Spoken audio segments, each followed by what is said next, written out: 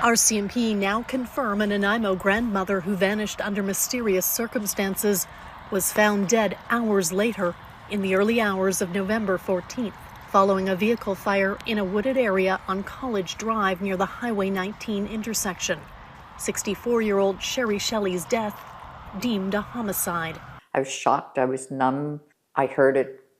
I believed it, but I didn't want to believe it. It's cruel the way it happened. Police say Shelley was last seen on the evening of November 13th. They believe she was between Walmart in North Nanaimo and Old Logging Road off Ware Road in Lanceville overnight, where her belongings were discovered the next morning. They found her burned SUV and her body in a stand of trees on College Drive. And tonight police are asking the public to help stitch together the last hours of a life that ended in violence. If you want first-hand updates on this investigation and others like it, hit the subscribe button and turn on the bell now so you don't miss what comes next. The discovery itself jolted everyone who knew Sherry Shelley. Investigators say the remains of the 65-year-old were located inside a charred white Volkswagen Tiguan in a wooded area on College Drive. The vehicle and the scene paint a bleak picture: an SUV reduced by fire, personal items scattered nearby, and a woman who did not make it home. Police confirmed the grim news and described the scene as both a crime scene and a puzzle box. Scenes like these demand painstaking work. Forensics teams comb the wreckage for anything that can be tested: DNA, trace materials, accelerants, electronic devices, while homicide detectives start building a timeline from the moment a missing person was last seen to the time their remains were recovered. In this case, the recovery of Shelley's body came to light when officers searching a property in Nanaimo reported that they had found human remains the day before they began a broader search of the area. That sequence, discovery, localized search, then public appeal, tells us two things. First, investigators are methodically expanding their inquiries outward from a location tied to the case. Second, they are at a point where public help may turn evidence into answers. Finding a body in a burned vehicle raises questions that go beyond how the fire started, who was with her, where she was before she ended up on College Drive, and what path her vehicle took through surrounding roads and camera zones. Those questions are now the focus of a concentrated police effort, and they are asking the community to look back through midnight footage to see if anyone caught the Tiguan's final moves. To solve a case like this, investigators rely on a combination of physical evidence and digital records. Right now, police are asking for surveillance and dashcam footage from a very specific time window between 11 p.m. on November 13th and 3 a.m. on November 14th. That is a narrow but vital slice of time when key movements likely occurred. 3 routes have been identified as possible paths the Tiguan may have taken to reach the College Drive area. The first route runs from Harwood Road in Lanceville along an old logging road to Vipond Road, a path that threads through less populated terrain and would explain how the vehicle ended up near the wooded site. The other 2 routes begin in the Dumont Road area and head to College Drive, one via the Parkway and another via Jinglepot Road. Each route travels through stretches of road where private surveillance cameras, dash cams, or business CCTV could have captured crucial images. Police want drivers who travel those roads, residents with Ring cameras, and businesses with exterior cameras to check their footage for anything recorded during that 4-hour window. Even a few seconds of video showing a white Volkswagen Tiguan or a vehicle matching Shelley's description could provide the break detectives need to place the car, and therefore Shelley, at a time and place that fits into the larger timeline. The reason this appeal is urgent is that footage can be overwritten, deleted, or erased. Many dash cams and security systems record on loops that save only a few days' worth of material unless someone intentionally preserves it. That's why police are asking people to preserve and submit any footage from the night in question. Investigators are not only looking for the Tiguan itself, but also for any vehicles or people seen near the 3 possible routes between 11 p.m. and 3 a.m., vehicles that could have been following, meeting, or leaving the area around the same time. A dash cam clip showing a vehicle turning onto an obscure logging road, or CCTV catching a Volkswagen Tiguan driving past a business at 1:14 a.m., would immediately expand the investigators' map of where Shelley had been and who else might have been nearby. Adding pieces to that map are the last known human traces of Shelley's evening. Family posts and social media updates suggest that she was last at a Walmart in North Nanaimo on November 13th. Her daughter says she was texting her mother that night and that she exchanged messages with her while Shelley was inside the store. Those last communications provide invaluable temporal anchors for detectives. A last known location at a popular store gives them an earlier timestamp to work backwards from, and pairing that information with timestamps from traffic cameras or payment records, if applicable, can either confirm or contradict reports about where Shelley went after leaving the Walmart.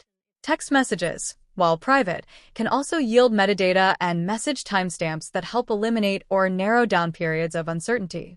Investigators will want to know when those texts were sent, and whether cell tower pings or phone activity can place Shelley's phone near particular roads or neighborhoods in the crucial hours that followed.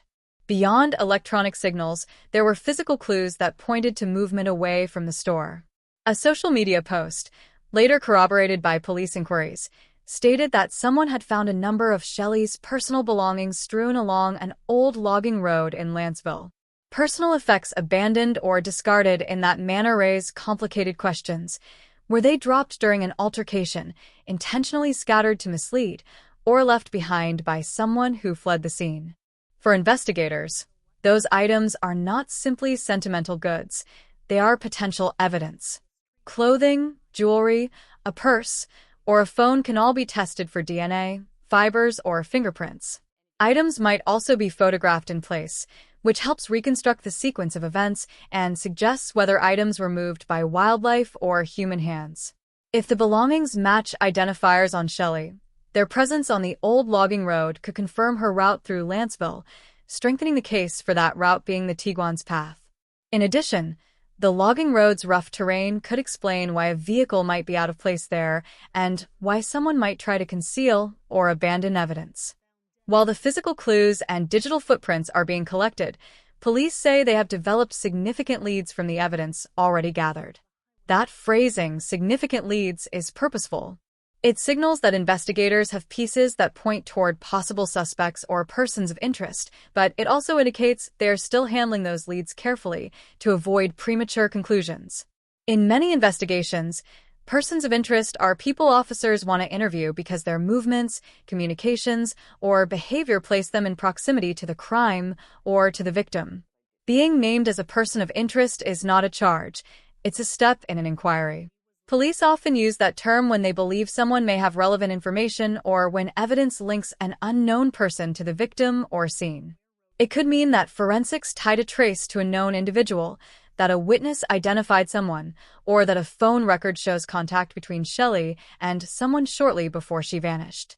Whatever the reason, the presence of investigative leads gives both detectives and the public hope that the case is moving forward.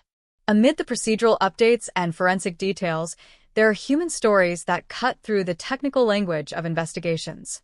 Shelley's daughter described her mother as a cherished, bright soul, always smiling, quick to forgive, compassionate, and someone who faced life with courage.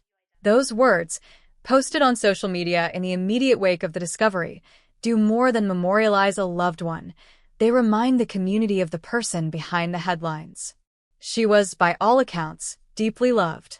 Friends and neighbors who learned of the discovery are describing a community reeling, calling for accountability, and urging anyone with information to come forward. For families in similar situations, public appeals are a test of patience and endurance. The emotional strain of waiting for answers when a loved one is missing, and then learning their death was a homicide, is crushing. Statements from family members often serve a dual purpose. They honor the deceased and mobilize the public by humanizing the victim. In turn, those personal appeals sometimes prompt someone with a crucial memory or a forgotten dashcam clip to step forward. So, what should members of the public do if they think they might have helpful footage? First, preserve the recording. Many devices automatically overwrite old footage after a short period, so immediately secure the file and make a copy. Then contact the investigating unit. The police department handling the Shelley case has asked for any relevant footage from the designated routes and time frame. When submitting footage, provide the exact time and location it was recorded and any context you remember about unusual vehicles, pedestrians, or activity in the area during that night. Even if you think the clip is insignificant, investigators would rather see it than miss a lead that could connect the dots. Importantly, authorities often provide secure ways to submit evidence so that it remains admissible and its chain of custody intact. If you're unsure how to proceed, call your local non-emergency police line, and they will guide you on how to hand over evidence properly. As this investigation moves forward, there are a few clear takeaways to carry with you. First, time matters. The window between 11 p.m. on November 13th and 3 a.m. on November 14th is pivotal. Footage and records from that span could change the direction of the inquiry. Second, small details matter just as much as big ones. A single frame of video or a scrap of fabric can become crucial in reconstructing what happened. Third, this is an active homicide investigation. People named as persons of interest are part of a process that could lead to charges if evidence supports them, but those steps take careful, deliberate work. And finally, community involvement is essential. Neighbors, drivers, and businesses who preserve and share their recordings can be the factor that turns a cold trail warm again. We will keep watching this case and bring you any confirmed developments as they come. For now, police are asking anyone with footage from the 3 possible routes: Harwood Road and the old logging road to Vippen Road, Dumont Road to College Drive via the Parkway, or Dumont Road to College Drive via Jingle Pot Road, to review dash cam and surveillance recordings from 11 p.m. on November 13th through 3 a.m. on November 14th and contact investigators. If you have information but would prefer anonymity, most departments offer confidential tip lines or third-party reporting tools. Every detail, no matter how small it seems, could help build the timeline that brings justice for Sherry Shelley and closure for her family. This is a story about loss, unanswered questions, and the painstaking work of turning fragments into facts. The images are stark: a burned SUV, personal belongings scattered on a logging road, messages from a daughter who had been texting her mother that evening. The facts we have now are only part of a larger truth that investigators are trying to assemble, and that truth depends as much on community memory and technology as it does on forensic lab results. Keep those dates and routes in mind. Preserve any footage from that night. Reach out to investigators. The smallest contribution might be the one that finally completes the picture. Remember the human cost behind these inquiries. Sherry Shelley was a mother, a neighbor, and a friend.